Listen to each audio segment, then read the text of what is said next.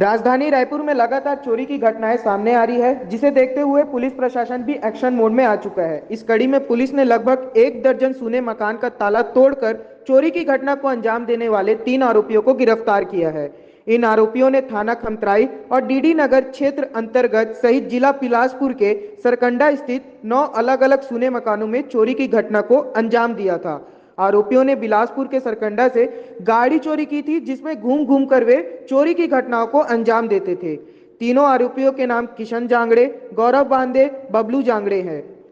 आरोपियों के पास से पुलिस ने सोने चांदी के जेवरात, नकदी रकम, 2 नग मोबाइल फोन, घरेलू उपयोग के सामान, एक्टिवा वाहन और घटना में प्रयुक्त पल्सर बाइक को बरामद किया है। घटना में सम्मिलित 2 और आरोपी हैं जो फिलहाल पुलिस की गिरफ्त से बाहर हैं, जिनकी पुलिस लगातार खोजबीन कर रही है।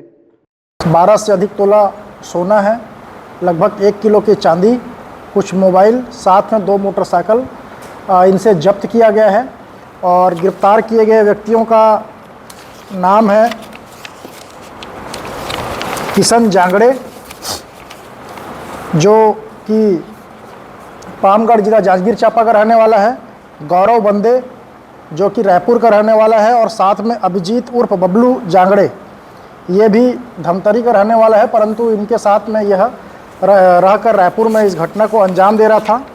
साथ ही इसमें कुल मिलाकर 2 व्यक्ति और आशीष बंदे और आकाश बंदे, ये दोनों अभी फरार हैं और उनको गिरफ्तार करने का प्रयास किया जा रहा है।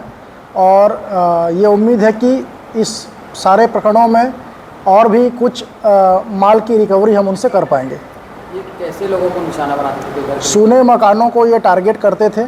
खमतरई और डीडी नगर क्षेत्र के लगभग 8 मकानों में इन्होंने अपना चोरी करना स्वीकार किया है। इसके अलावा बिलासपुर में भी इन्होंने एक इसी प्रकार के वारदात को अंजाम दिया है।